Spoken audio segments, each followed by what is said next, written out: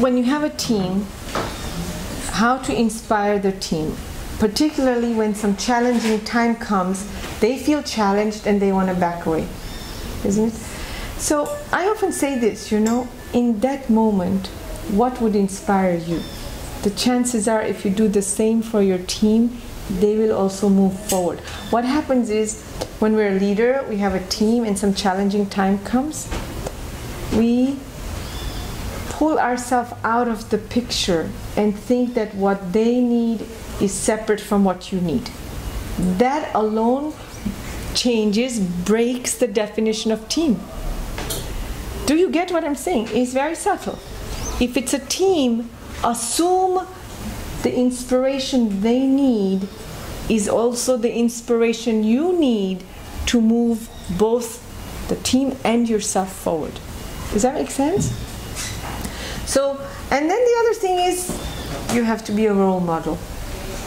You have to be willing to pick up the broom and sweep the room when there's dirt falling down. But that's not what often leaders do.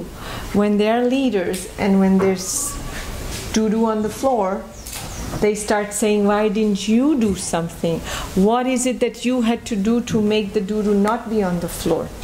We don't pick up the broom and say, never mind, let's start cleaning up. We have a new moment to make a new decision, to find a new methodology, and to move forward. That is what I mean by, as a leader, you must remain in the team as one of the team members, not step out of it. What would your team members need is what you need. What do you want at that time? And if you have a boss above you, and he does exactly what you're doing, would you smile and feel inspired, or would you feel pointed with a finger that's blaming? Would you feel separated, or would you feel included?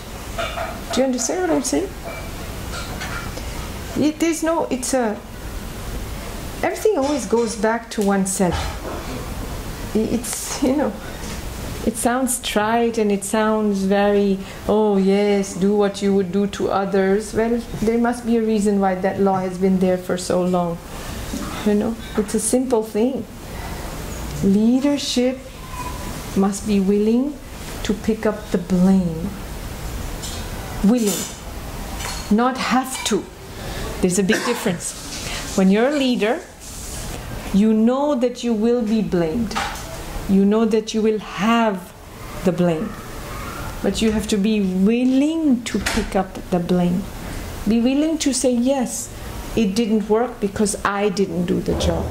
And when something works, you have to be willing to give the credit and the skills and the gifts to the team. Willing, not have to. There's a big difference between that and, first and the second. Do you see that?